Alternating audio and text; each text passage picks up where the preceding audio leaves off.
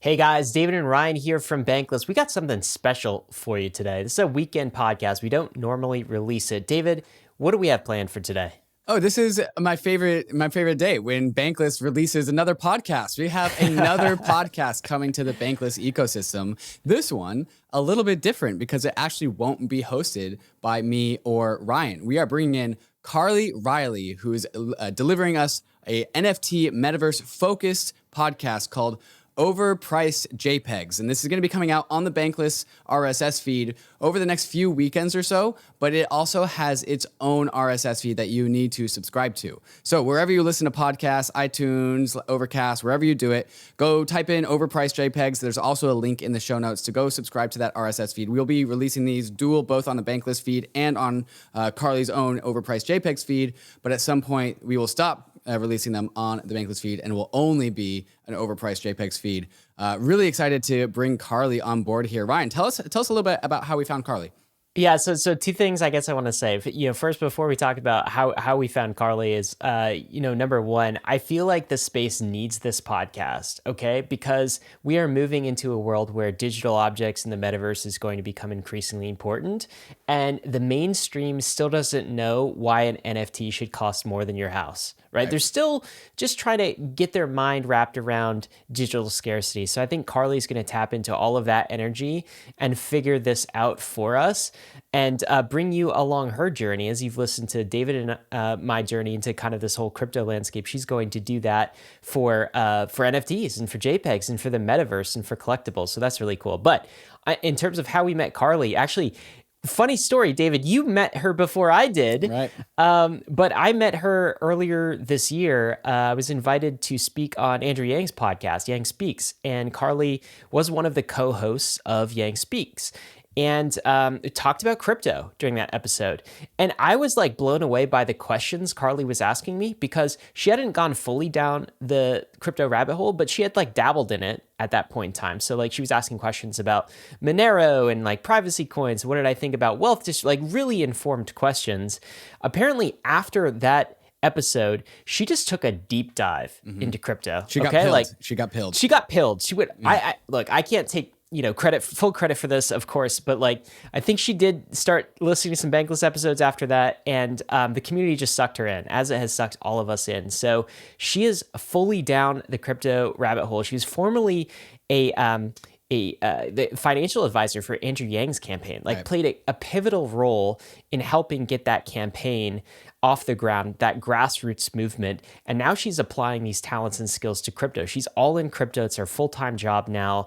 And so when we heard that there was an opportunity to work with her from a podcast perspective, like this is the type of talent I want to bet the farm on, because I think you guys are really going to enjoy her journey, the experience she has, the interviews she's coming out with. But David, I left a hole for you to fill in. When did you first meet Carly? Yeah, you hinted that Carly was the campaign finance advisor for Andrew Yang. Well, I met Carly while volunteering for the Andrew Yang campaign in Seattle. She actually didn't remember me because she goes around the nation and meeting all the volunteers. But I remember her. And then when we were talking to her on Zoom, I was like, oh yeah, Carly, we've actually met before at Gasworks Park in Seattle. So having these people, like small world, but also there's a certain amount of values that crypto attracts people in towards. And we definitely see those values in Carly. And I'm really excited to see the Overpriced JPEGs podcast blossom into hopefully what becomes the best NFT metaverse podcast that is around. Yeah, it's going to be awesome. So make sure you do what David said. Go subscribe to the RSS feed right now. It's a different RSS feed than the Bankless RSS feed. So you could type in Overpriced JPEGs in your podcast player or click the link in your show notes. This will also be published as a video on Bankless YouTube for now as well. So with that, let's get to the podcast. This is Overpriced JPEGs with Carly Riley. Welcome to the inaugural episode of Overpriced JPEGs by the Bankless Network. My name is Carly Riley, and this is the show where I interview the folks shaping the future of NFTs and the metaverse, so y'all can decide for yourselves whether or not they're just overpriced JPEGs. And on this very first episode, I am interviewing Betty NFT.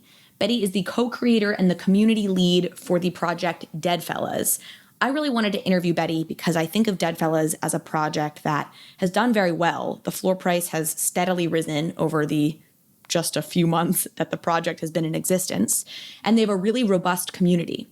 But I wanted to better understand and evaluate for myself whether or not I thought the team behind the project really had the capacity to make this something that could last for the long term. You'll find this is a continuing theme for me, is what projects will really have staying power in this space. So I'll leave it to you to evaluate for yourself what you think of Betty and the team behind Deadfellaz.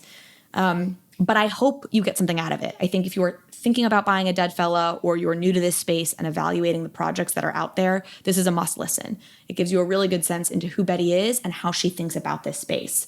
And at the very end of the episode, she gives us some insight into what artists she likes and what NFT projects she's buying. So you might get a little alpha on the side. As always, please stay super safe in this space. Do not spend money you can't afford to lose. We are in the Wild West. There's a lot of speculation happening, and you never want to be in a position where you can't pay rent because you aped into a project that went down for whatever reason.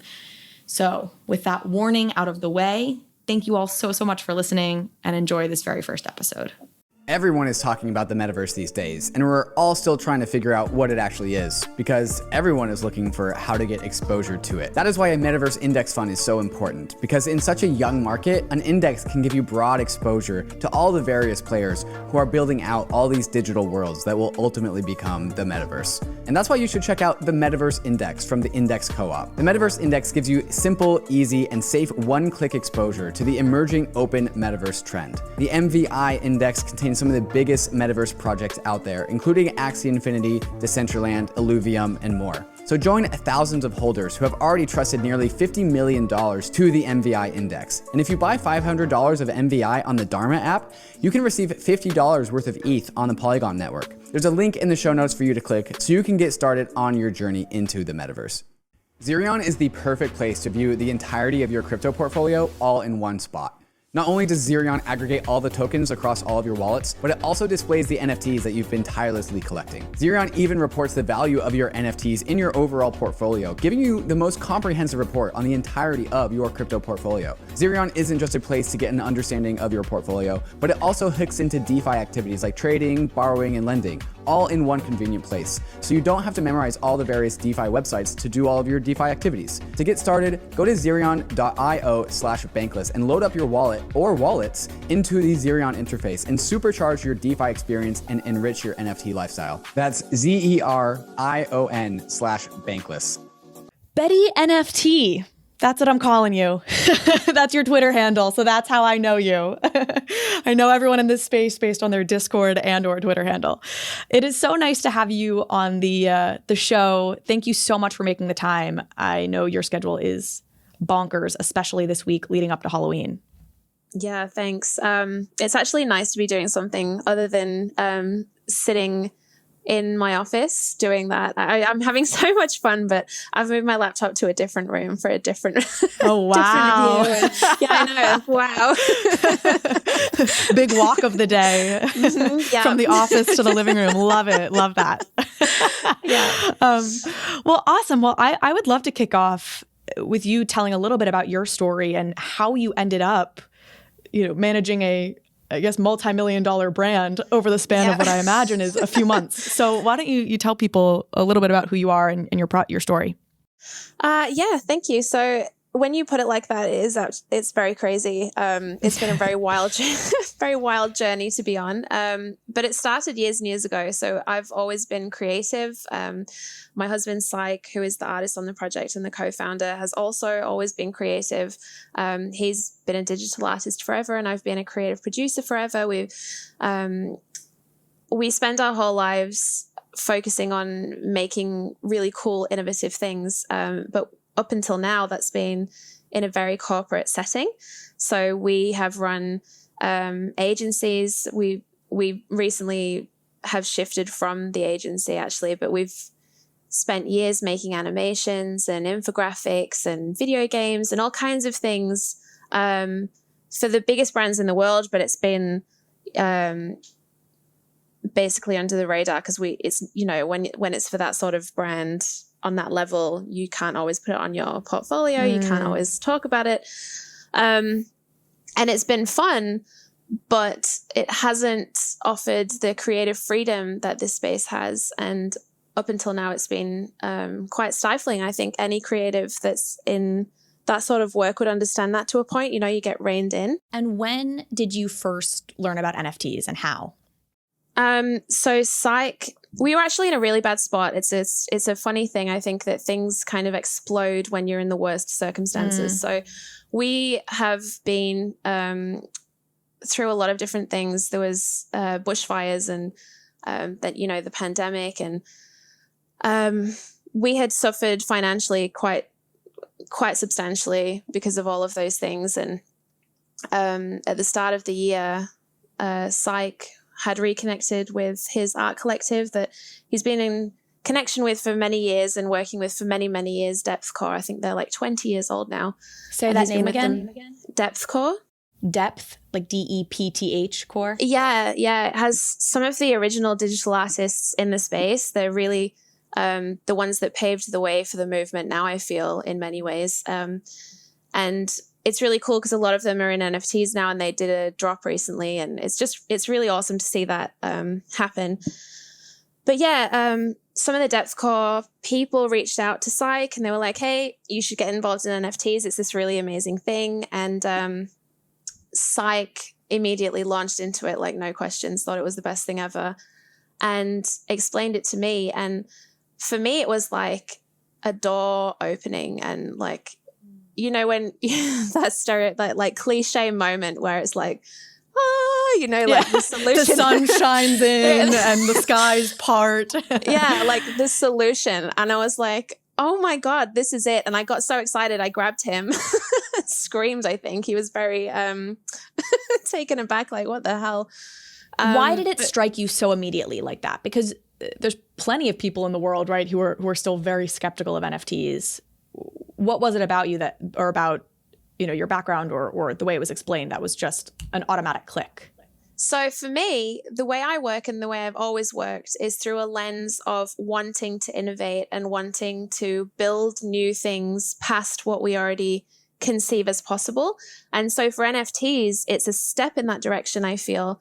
The decentralized aspect of it is really attractive to me. I feel like the systems that we've got going up until this point are, you know, only beneficial to a certain few and not conducive to a healthy future for anyone. And so for me, it was, you know, combining decentralized finance, combining blockchain and the empowerment of artists. There was all of these different aspects that just seemed to amalgamate in this amazing technology that I was like, oh my God, we have access to this. Like, we can do this.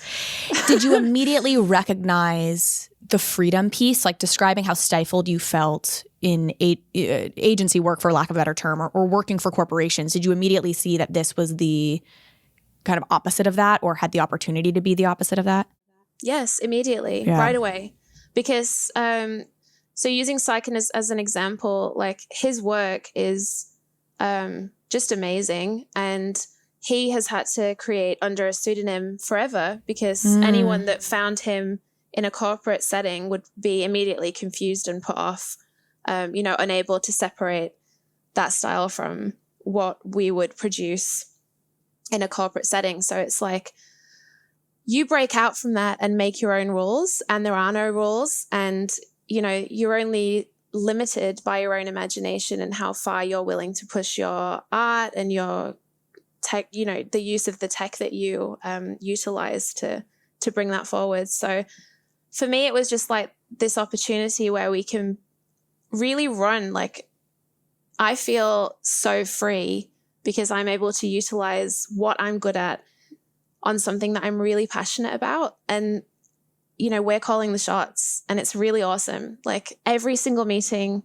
I know we live together, so it's weird to like say it's. Yeah, if we haven't said it already, you guys are married. Yes.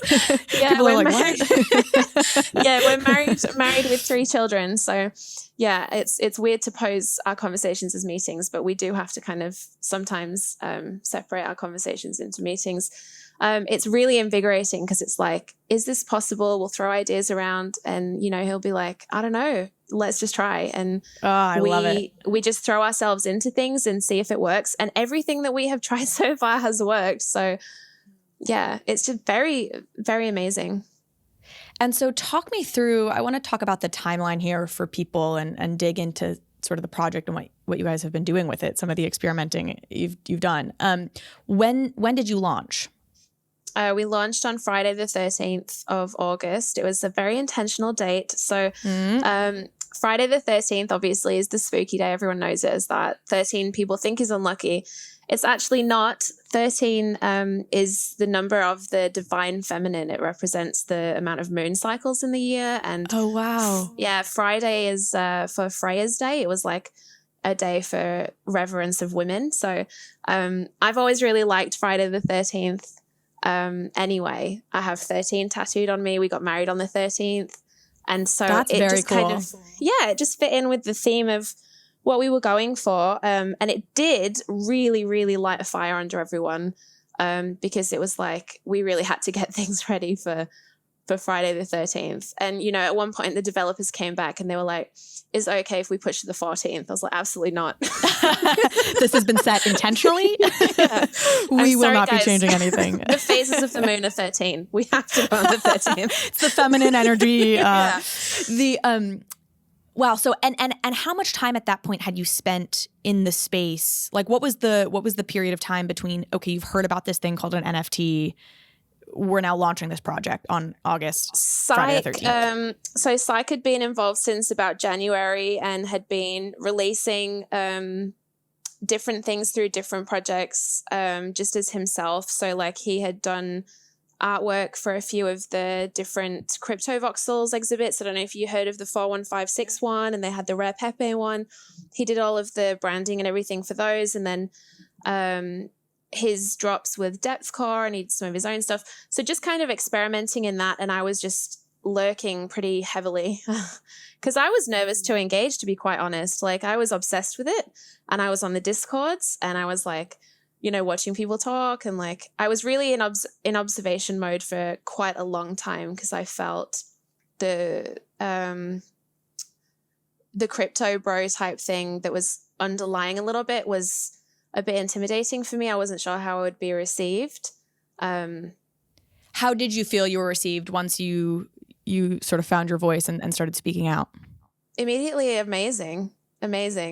Yeah, it's been really, I mean, So that's the lesson. Yeah, no, that is the lesson. It might guys. seem intimidating, but just go do it. It's actually an incredibly loving space as far as I found. It is. It's welcoming and it's progressive. But again, I'm conscious of saying that as, you know, a white woman in the space as well, a white cisgendered woman, because there's a lot of people that have a different experience to me because of their identities, and that's fine. For me to say that, but I can't speak for everyone, you know? I do think part of the beauty of this space is the anonymity piece, though, right? Is that you could engage with an avatar and a pseudonym, and nobody has to know parts of your identity, and you can be yourself without having to be, think so too. Those features known necessarily to, you know, ease your way in, so to speak. Yeah, I think so too. So there was a whole kerfuffle went on a few months ago with a project that turned out to be not who they said they were. Lady Squad, is that what we're... Oh, we dropping the bomb. Okay. I'm saying it. It's not like people don't know. Yeah, let's not tiptoe around it. We got bored Becky now. It's turned out okay. Exactly. No, it's a beautiful thing how that's turned around. But the thing that was annoying me at the time when that happened was all of these screams for the doxing of project leaders, and I was defending the anonymity of people because it's like, you know, a lot of us find safety in the anonymity. There are a lot of people that might not feel safe to be themselves in this sort of space, and I think that we need to respect that. Yep. It feels like in that case, if you're putting your identity front and center as like a marketing ploy, right? Like there was sort of a real push with Fame Lady Squad of like we're the first fully female team or something that felt core to the messaging. That's when I can understand being like, okay, well then maybe we have a right to know if you're actually women, right? But if aside from that, I think teams absolutely have the right to their anonymity if they want it. Circling back to that moment, okay, Friday the 13th in August, you're launching your project. For context for folks who maybe don't know, we should maybe say Deadfellaz, are they zombies? They're a spooky sort of looking character. So it dovetails very well with Friday the 13th from the spooky thinking of it, and it dovetails with Halloween, which is coming up. What was the initial mint price when you launched? It was 0.025. We did that because we wanted it to be accessible. Again, I'm conscious of using that word because, accessibility is very different across different people. But as far as NFTs go, we wanted to be a pretty easy entry point. So, yeah. And so when I looked recently, the floor was, I think, at 0.7, 0.6. I know we were in a little bit of a bear market right now, right? Recently, it was as high as an ETH for the floor for Deadfellaz. That's awesome, right? Like, that's a huge jump to make as a project in the span of the few months, essentially, that you've been doing this. What would you attribute that success to if you could summarize it in, a couple words or sentences? So I feel that personally, I don't know, I don't care about the floor, and don't take that the wrong way. I feel as we move, the value of what we bring with Deadfellaz is inevitable and grows exponentially as we move forward. And so it makes complete sense that the market would move with that. So is what I hear you saying that you have a long-term orientation with this project? Yes, I feel like the space is full of this beautiful meshing of different worlds. So we've got the people that are in here for the art. We've got the people that are in here day trading. I can't focus on the day traders because it isn't something that is going to build the brand and build the sustainability and the longevity for us. So the value for me is constantly building and constantly working, and over time having that gradual growth. That the pump and dump thing is not for me. We haven't done any influencer marketing, we haven't done any paid advertising or anything like that up until obviously this point. We've got Times Square that was paid, guys. But newsflash. Yeah, it costs a lot of money, but it's cool. But yeah, the whole vision for us is to build a brand that is in here forever. We want to be, leaders in this innovative space and bringing new technology and new experiences and opportunities to our holders, and keep exploring things under the brand just to see what's possible. And so far we're doing really amazing things, and it's kind of mind-blowing and doesn't feel real still. It's hard to get used to. So talk to me about some of the innovations and amazing things that you've done up to this point. So again, in the last 3 months we're talking about here, it moves. It's not that much time in the long term, and then it feels like so much can happen in this space in 3 months. So I have a list of some of the cool community initiatives and things that I think you've done, but would love to hear from you. What stands out to you as that was innovative, we're so excited we did that, it worked so well, or it didn't work, whatever. I think it goes back to the start of the project, the very start of the project. We didn't focus on trying to build numbers very quickly because I knew that it was going to blow up straight away. So I was very careful because we wanted to avoid gas wars and all of that sort of thing. So we had coded games into our Discord server for our community to connect on a different level, and they formed relationships really quickly, it brought value to people immediately. And then we were the first ones, or one of the first ones, to have the pre-sale thing happen. I don't know anybody that's done a pre-sale that has completely absorbed gas fees either. That's what we did. We had... So you had people who were on your pre-sale list. So they had a 24-hour period to mint or something without fear of gas wars. And then you also said you would cover the cost of gas for them? No, what happened was it was it was a huge undertaking. And honestly, if we had time to create something better, I think other projects have managed to build on that and make something that that works more efficiently for them. But what we did was we just had a Google form where people would put their wallet address and, their Twitter handle and their Discord name. They could reserve up to 5.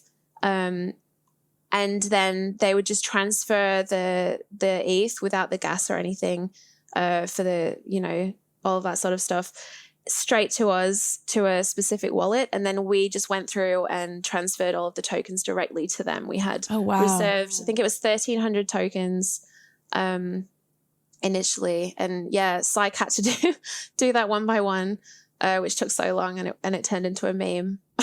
As everything does in NFTs. As everything does, yeah. And now that meme is an NFT and it's selling for 100 ETH on Super Rare. But that was the first thing, and I think that everyone appreciated that because it was, we saved a lot of people a lot of money in gas, and people that would not have survived gas wars managed to get in and get 5, and it's really changed people's lives really at that point. Like we've had such a jump in value, so. Yeah. And let me ask you, when you said you knew this would blow up, you were like, I was just trying to do right by my community but you knew this would be very successful. How and why did you know that? Because it's just what I do. I build brands and I build communities, and we've done it professionally, on a global level for many years. And so being able to do that with creative freedom, without time constraints and to our own, limitations, I just knew it was going to work. As soon as we made I saw the design in my head, I knew what I was going to call it. I know, we knew the stories, everything rolled so quickly when we started to talk about it. We sat at the computer and Psych did some mock-ups, and it only took us, I think it was about 2 hours to get to the main, what you see as a Deadfellaz, like the main thing. And I just knew, I was like, this is amazing. I love this so much. And I think that is the important thing, and the thing to take away is if you see something that you love and you see that there is a niche for it and no one else is doing that, it's going to work. And how much was your confidence, at least that in the short term it could succeed, which I know is not your orientation, which I love, related to also having this community of fellow NFT artists that you were plugged into? That was really important, and I think has been a big driver in what we've been doing and the value that we have is the focus on art. Psych's an artist, and it was the first thing we created was the art. Like that was the first thing, and then we built everything around the art. It is important to both of us, and it's something that I look for in projects. I won't buy a project unless I don't like the art. We respect the industry for what it's bringing to artists because it's changing our lives. We're artists. I want to empower other artists. Like it's the whole thing. People that we respect in this space have really paved the way, like people like Lerona and like Mark the Habibi and those people. And Ghosts, those people have really turned the industry into what it is. And so it's like a great honor for us to receive respect from them and to be able to work from them now. Like that's an amazing thing to me. I get a lot of questions, and I'm guessing you get even more than I do, about artists who are saying, hey, where do I start? I see the opportunity in this space, but I don't really understand how to capture it. What is your advice to just starting out artists who are trying to break into this space? It sounds so cliche, so I apologize, but it's true. You just need to be yourself, and you need to do what you like, what you love, what you're good at. You don't need to worry about sticking to what you think people will buy. I think that's where people fall, is trying to commercialize. You're not in a commercialized space. You're not commercializing yourself. You're putting your artwork out there for other people to appreciate if they appreciate it. And, many people will. And I think there's another level of connection to the pieces because of the community aspect of the space. So, when you're creating those friendships, engaging with people that like the same things as you. You're forming that that mutual admiration. You're likely to support people that you have relationships with. They're going to support you back, and things snowball from there. And we're in that build mode at the moment, I think, as a community in general, an NFT community in general. As that grows, I don't know what that's going to look like. But for now, it's like a little insular economy in itself, like an ecosystem. And I think really just, leveraging that for not just to sell artwork, obviously, because you come away with real friendships and real connection, which is something I think people really want, especially now after, the state of the world at the moment. It seems like a very hopeful thing for a lot of people. So just don't be scared and just do it. I want to talk more about the ecosystem in general and where you see Deadfellaz within that ecosystem, because I think there are different cohorts within NFTs. But before I get there, I want to ask, you talked about kind of lurking in these Discord channels for months and Psych obviously, doing his own form of sort of market research for a few months before actually launching something. Do you think that's necessary, or how would you value that, or would you recommend that to somebody who's starting out and wants to jump in this space? Yeah, I actually would.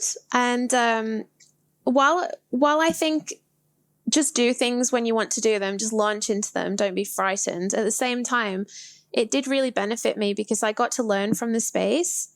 I don't think I would have had as deep an understanding of how things work and how to run my own project had I not had that time to really just sit back and listen and learn.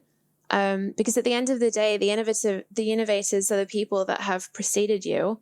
And while you don't need to copy off what other people are doing, because we're doing our own thing, at the same time, there's many lessons to be learned. And especially with a space that's so new, it is just having that humble attitude, like, I do have a lot to learn and there is a lot here for me to absorb. So spending time listening and learning is always going to be beneficial, I think. Yeah. And looking at the ecosystem in general, first of all, do you pay attention at this point to other projects that are launching and the space sort of in the macro sense, or are you very heads down, just like, I'm focused on Deadfellaz and building this brand, and that's where your attention is? What's your balance on that, the macro and the micro? I think any creator will tell you in the NFT space that as much as you're focused on your own project, I am very heavily into NFTs on a large scale. So I will spend time, regardless of how busy I am, looking for new artists, going through different, there's like shill threads. People might not think that I actually do go through those. And I'll go through like my illustrator friends and like see who's reposting what. And I search like recently bought on OpenSea just to have a look at what's going on. I think it's very, very smart to have an understanding of the market that you're working in at all times. So it would be detrimental to just completely have your head down and not be focused on what else is going on. So I want to dive in more on that and see if you'll give us any alpha on what you're tracking or what you like. But before I do, I want to ask, do you have mental models in your head for like where you see Deadfellaz in the market, or, hey, there's PFP projects, there's art projects, there's like, do you have anything where you kind of create categories in your head for these projects, or do you see Deadfellaz in a cohort? I think of Deadfellaz and crypto geishas for some reason in my head. I don't know if I learned about them at a similar time, but I think of them as sort of being in a cohort. Is that all me, or do you have some sort of map in your head of where Deadfellaz lives and the market in general? Yeah, I think there is a spectrum of the type of projects that exist in the space, but I think that is limitless because, everyone is self-determined in their own identity of what they're putting out. So you've got projects. I think people put too much pressure on artists to have roadmaps. You should not need a roadmap to release an NFT project if what you're doing is just art and that's all you want to do, because at the end of the day, that's what you're doing. There shouldn't be this expectation of anything else. For us, that is what we want to do. We do want a roadmap. We do want to push into different industries and have Deadfellaz in different contexts. So for us, that is a focus. I see us, and we're put together with projects such as Cool Cats, Robotos, and Creatures. Cool Cats, that's another one that I think of for you as well. Yeah. There's and it's not just the art, because I think the art is of a similar vein across all of those projects in terms of its 2D illustration. But I think the vibe of the communities are very similar as well, and so it attracts similar sorts of consumers, I guess, for want of a better word. So yeah, there is a beautiful crossover between all of those communities, and that mutual respect between them is a very nice thing too. So yeah, it kind of feels like having houses in school, when you're in different. That's an Australian thing, I think. That's not in or Hogwarts, okay. That's a magical wizard thing as far as I'm concerned. But yeah, Hogwarts, exactly like that. All right, which house is Deadfellaz in Harry Potter? Look, I'm gonna say Slytherin, guys. Yeah, I was gonna say. I mean, it's green. I feel like it's kind of. I feel like that's not true. Even it's just badass. that. Yeah, I don't know. This is taking a turn, but I feel that Slytherin. if we're gonna delve into that, I feel like Slytherin are not necessarily the bad guys. I feel they're the edgy cool guys, and I feel we're the edgy cool guys. So I think it is important for anybody who might buy a Deadfellaz to understand which house you think they belong in. So I think we've gotten some critical insight here. That's your alpha there. Yeah, there you go. ONJUNO is your new crypto-enabled financial services company. ONJUNO lets you get your direct deposit paycheck paid to you in crypto. Set up your direct deposit with ONJUNO and receive part of your paycheck in your preferred crypto asset, reducing the time that you're holding on to your inflating dollars. The best thing is ONJUNO sends your crypto directly to your own wallet, whether it's your Ledger, your MetaMask, or however you hold your crypto. ONJUNO can also be a checking account for your crypto, where you manage both your cash and your crypto from one simple account. It's free, and opening up an account with ONJUNO comes with a metal debit card that gives you 5% cash back at select businesses, including Uber, Starbucks, Walmart, Target, and other Web2 companies. Use code Bankless when you create your ONJUNO account, and our friends at Juno will airdrop you $50 in ETH when you set up your first crypto paycheck. Sign up at onjuno.com/crypto to get started. That's onjuno.com/crypto. I want to give a special thanks to overpriced JPEG partner BlockBlock, not only because they are a sponsor of this show, but also because they are my employer. BlockBlock is an innovative blockchain lab. We work across NFTs and the metaverse, and our goal is really to push the industry forward with every new project we take on. We founded and currently run the Meebits DAO, which just partnered with Larva Labs to create more metaverse-friendly renderings of Meebits, which is awesome. We are also partnered with a Sundance Award-winning filmmaker to build the first DAO that will own a feature-length documentary film. We have a ton of cool projects down the pipeline and are really looking for cool people to partner with on this. So go to blockblock.io to subscribe to our newsletter and be kept up to date about what we have going on, and also to check out open roles we have available. Would love to have you apply, come work with me, coming out, blockblock.io. Would I be right in saying that the big picture goal for Deadfellaz, and you might be like, no, but is to build IP, right? And to build a brand that crosses fashion and music and, film or any combination of the few, or tell me if you're like, no, we're only focused on one thing. But is that sort of roughly what you would say big picture you're shooting for? Yeah, that's exactly it. And not only that, we want to empower the holders to utilize their IP to explore those avenues as well. So that is going to be a focus. We want you to hold Deadfellaz and have, not just the art or the community, but like experiences and opportunities. So like we've developed, the first thing we did basically as soon as we sold out was buy a large plot in Decentraland, which people were like, why are you doing that? Why not Sandbox? Why not this? Why aren't you going to do that? Again, we're not focused on what other people are doing. We do like Sandbox, and we are moving into Sandbox too.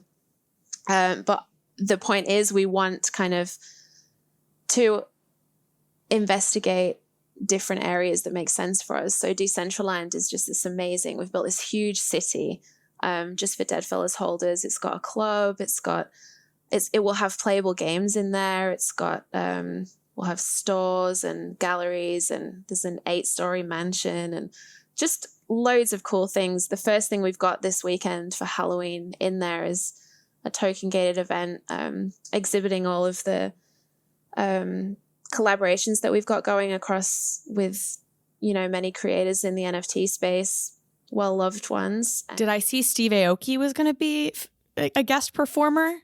Yeah, babes, he did. Steve Aoki. Yeah, so we made Steve Aoki That's amazing.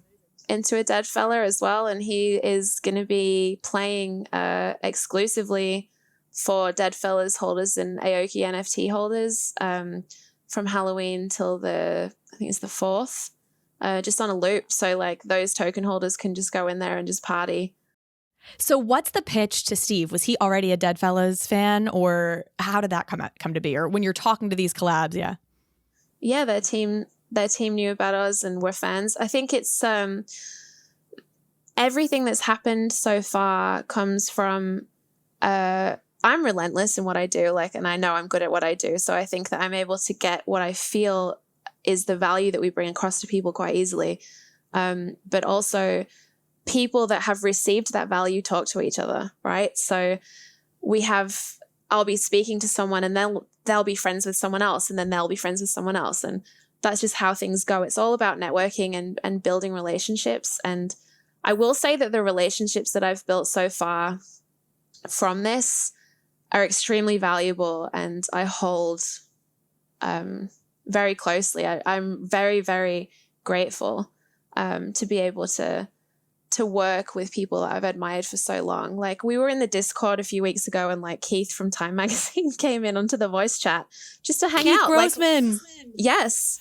And Wow. Keith is an amazing person. And I think someone that represents that bridging of, old industry and media into this beautiful, new, innovative space, and pushing and leading the way for those people to follow.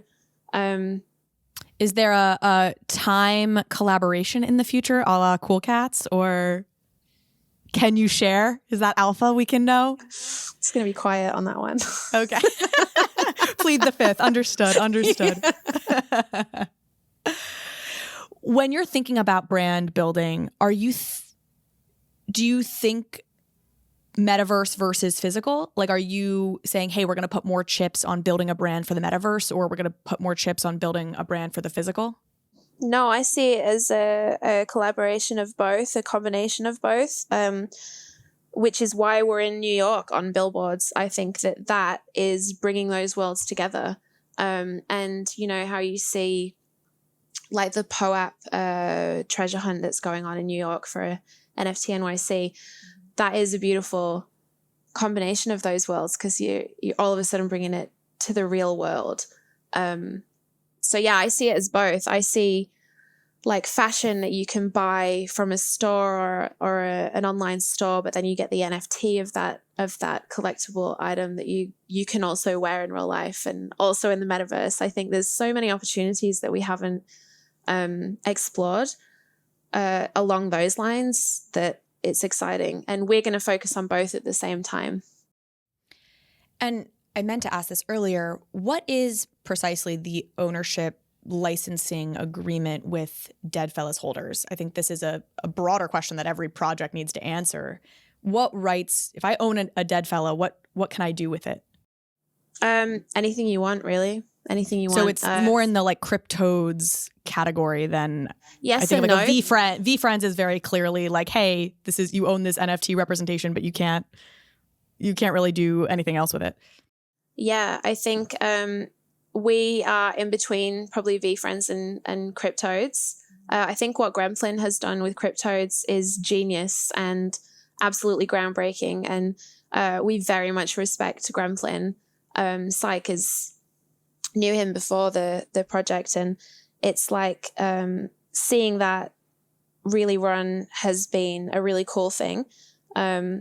I think that for us, it's more we own the overarching brand and the logo and the name and that sort of thing, but each individual holder owns the IP to their own token to be able to utilize to, like, we've had people release derivatives, songs, what else? Their own like little NFT line of different variations of their fella. But I mean, the options there are also very limitless. So we have had our legal team draw up a guide on how people can use their IP. So that's going to be on the website. I think this weekend actually.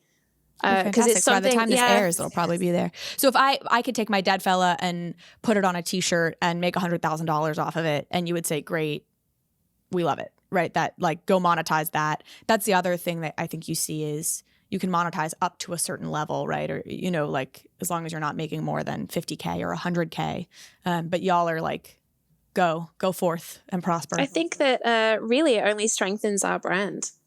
You know, I think actually, Punk 4156 and also David Horvath have really refreshing opinions on this. And I've listened to David and Punk 4156 speak on this at length in the way that derivatives and other people using your IP to create things really does strengthen a brand in ways that transcend the way that things have been done typically. And it's again, that old world way of thinking and doing is quite stifling. And I think that releasing that, I'm not suggesting that all people do it because, you know, especially artists, you own your art. Like you don't have to give that to anyone to increase value to anyone else. But it's a cool thing to be able to explore and something that we're quite enjoying. And you definitely are a project that I think of as having a really awesome community, and you empower them as you're describing, and I'm sure that's a piece of it. And you've also done you've put a lot of time into your community. I think you mentioned like the survival games piece, is if that was the game that you had as part of launch, and the billboard, you know, that's up in Times Square. And I mean, you just did an art contest that I think I saw had like nearly 800 submissions. Like you have this really engaged and active community, which is amazing. And I think has obviously contributed to the success you've had so far. How do you balance, and do you see it as a balance? I would call it short-term community engagement activities with long-term brand building. So we treat them as two different streams and focus on them at the same time, but in separate ways. So, you know, many people will start with their roadmap, and it's something that I would suggest to people. If you're building a roadmap, don't promise the world and, you know, have these lofty ideas. Don't, especially, you know, video games and things like that. It takes so long to build something of value, but something that you can bring immediately is community for people. So for us, it has been important to focus on those activities because it's brought people together and people have real relationships. So while I focus on that, we'll plan the community activities based on what we think will bring the most value for people socially. We'll have like incentives so you can win NFTs and those sorts of things. Something that we did in the survival game when we first launched was if you won twice, you had to give your NFT, your second win, to someone else that was trying to win. Do you want to describe to folks what the survival game is briefly for people who don't know? It was a really basic game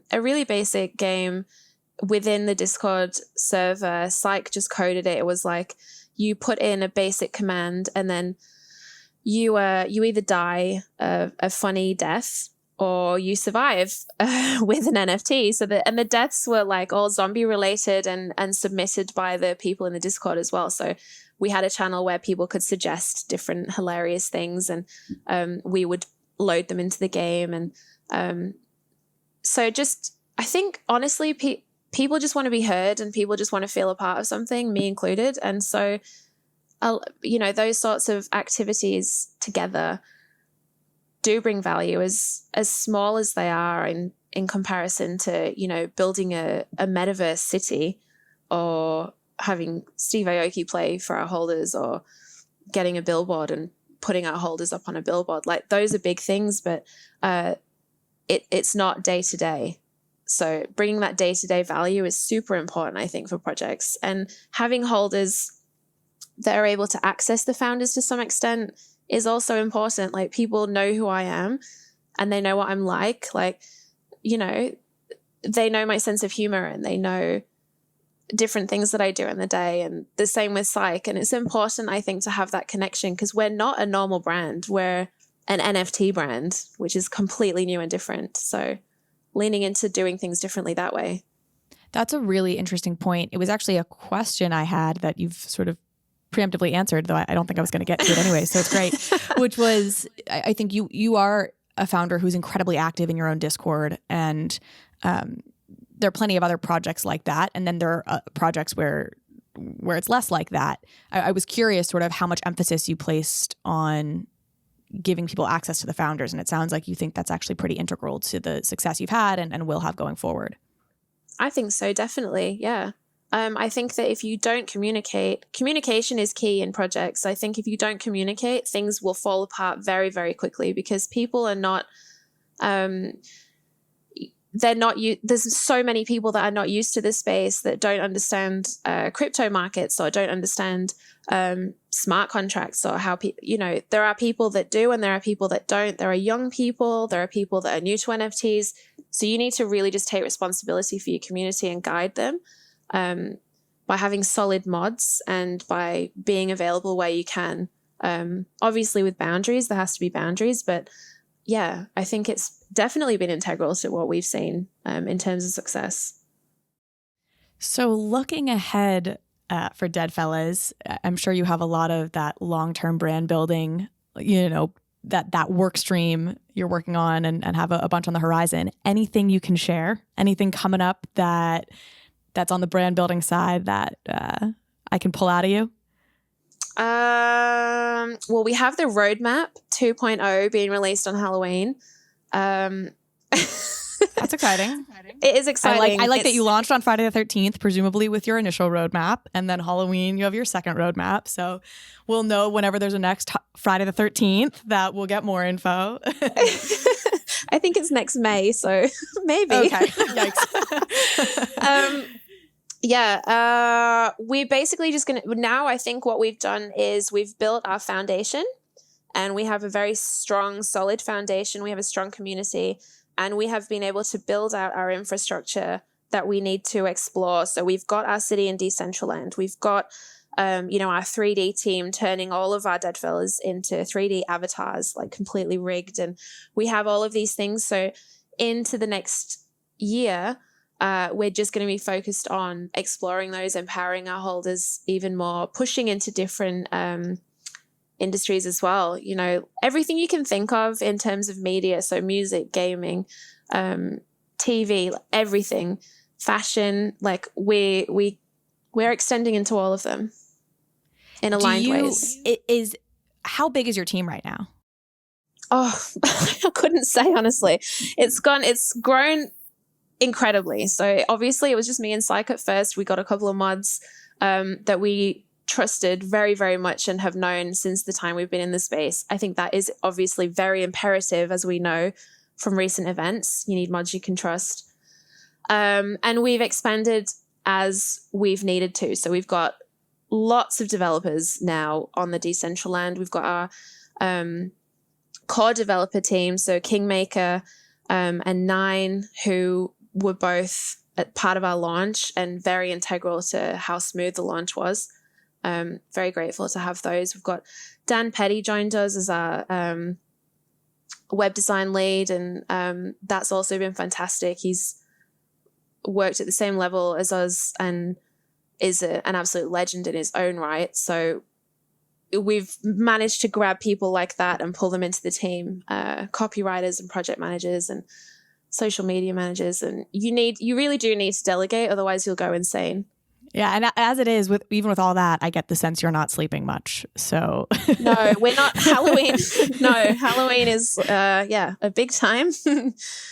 Yeah, we're basically working 24 hours at the moment. I will say that people often will assume that once a launch is finished, that the hard work is over. It is not. The hard work really has started. The hard work starts at launch. Like, however much work you think you've done prior to launch, times it by like 100. Yeah. Well, I think that's another good piece of advice for artists who want to launch. It's like, please buckle up and know what you're getting into, because I've seen that happen. I know that there are teams who are like, totally. all right, we got it to launch. And then it's like, now is when all the expectations from the community begin. Now you have 4,000 people yelling at you on a server. It's just where you've got to be careful as well. Because if you make all of these promises to people prior to launch, and then all of a sudden you find yourself in a situation where you're like, oh my God, I've got to deliver. Don't make those promises. Just build quietly. And I think under promise and over deliver is a solid way to be. A good mantra. Okay, well, I know how busy you are, so I don't want to take up too much more of your time, but I do want to wrap with some of the projects you are watching outside of Deadfellaz. What do you look for when you're scrolling through those shill feeds on Twitter? What are you looking for? What catches your eye? If you can name drop any projects you like, would love to hear it, but whatever you're comfortable with. It's always art first. So I'll always look for art first, anything that catches my eye. I'll go two ways. So the first thing that I'll do is my friends. So, like Mark Habibi has just released his generated Habibis, and I'm a huge fan of them, not just because I'm friends with Mark, but because I just love them. We'll link to it. Yeah. They're very beautiful. I'm just going to my wallet and seeing what I've bought recently. I bought ethereals recently because I like that project too. Yeah. Yeah. It's not something that I had noticed immediately. And then Bobby Hundreds got me on the, on this Twitter Spaces with their team, and they are amazing, an amazing team. And that's an example of when you know the team and you're researching the founders and you understand what the whys and wheres of the project, often then you'll see the value. Not that I didn't see the value before, I just wasn't aware because I hadn't seen it yet. But I think I saw ethereals dipped recently. I mean, a lot of these projects are. So that's been on my watch list of I want to go in and buy. But then gas has been so high. I've been well, it's been offsetting the dips I wanted to buy. Yeah, I think it's the market on as a whole has dipped, but then the gas has been an absolute nightmare, isn't it? Ghosts, I love ghosts. I love toy faces. These are not generated projects, but I love them. What else? Obviously, I love cool cats, but that's not very accessible for people just joining the space at the moment. I buy a lot of one-of-ones. I really enjoy one-of-one art, so I'll often buy one-of-ones. My favorite artist at the moment is Nook. He's been my favorite artist for a long time. He's in depth call with Psych. Yeah. Do you ever have do you have any of the frames where you physically hang them in your house at this point, or is it's stayed in the digital world? So we've been renting for so long and we're not allowed to hang artwork up, but I've had physical. Yeah, it's a nightmare. We'll hopefully get out of that situation next year. But I've had lots of physical art sent to me through buying NFTs. So Flower Blocks is a really beautiful project, and he has sent me physicals, Cyber Yu, beautiful artwork, sent me physical pieces. Amy Woodward is an incredible photographer, and she's sent me physical pieces as well. I love Lorena's Boys. I don't know. There's loads of different things. That's awesome. We'll link to all the projects you mentioned so that folks can go explore and check it out. I think especially for people who are just starting to get into the space, it's really helpful to hear from folks what they're tracking, and then you can go follow those artists on Twitter. That's how you start to get kind of ingratiated in this world and start to follow what's going on. I think following what artists are doing is definitely a very smart move. Yeah, definitely. Okay, last question. Mindy Kaling, I saw she tweeted about NFTs. I saw you responded. Have you talked to Mindy Kaling yet? Do you know what? You would know if I had talked to Mindy Kaling, because I would be 3 Everyone octaves. would know. Yeah, the world would know. I would have tweeted about it in the most... You don't even... Right, so here's the thing. I didn't realize what a fangirl I was about people until now, because when people are interacting with what I've created or interacting with me directly, and they're people that I have been obsessed with for years, I'm freaking out. Speaking to Reese Witherspoon, Like, I spoke to Elle Woods on Twitter Spaces. It's insane. Yeah, Absolutely that was on the Atom craziness. Bomb Squad. Yes, and like Pussy Riot, like I engaged with Pussy Riot, like the Pussy Riot. That is crazy to me. So being able to interact with heroes is a very cool part of this whole thing. And yeah, Mindy, if you're listening, let's be friends. Yeah. Coming out with us. We're really fun. We talk about NFTs all the time. I've now asserted myself into this friendship you're establishing, Betty, with Mindy. Yeah. No, I get it. Well, awesome. Well, I can't wait for the day that you do get to talk to Mindy, and then we'll hear all about it on Twitter. And this was so fun. I so appreciate you taking the time out during this especially busy week for you all. I hope folks really learned something about Deadfellaz. I think you're amazing, and I will go double down on my Deadfellaz conviction. And and yeah, I hope you have a great rest of your week. We'll be watching what happens on Halloween, though this will probably air after that. Thank you so much. Thanks. Yeah, it's been nice chatting. Awesome.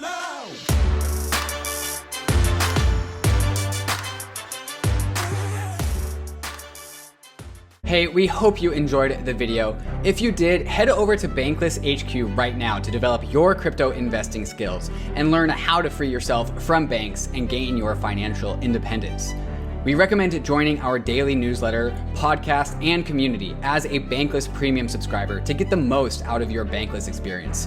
You'll get access to our market analysis, our alpha leaks, and exclusive content, and even the Bankless token for airdrops, raffles, and unlocks. If you're interested in crypto, the Bankless community is where you want to be. Click the link in the description to become a Bankless Premium subscriber today. Also, don't forget to subscribe to the channel for in-depth interviews with industry leaders, Ask Me Anythings, and weekly roll-ups where we summarize the week in crypto and other fantastic content. Thanks everyone for watching and being on the journey as we build out the Bankless Nation.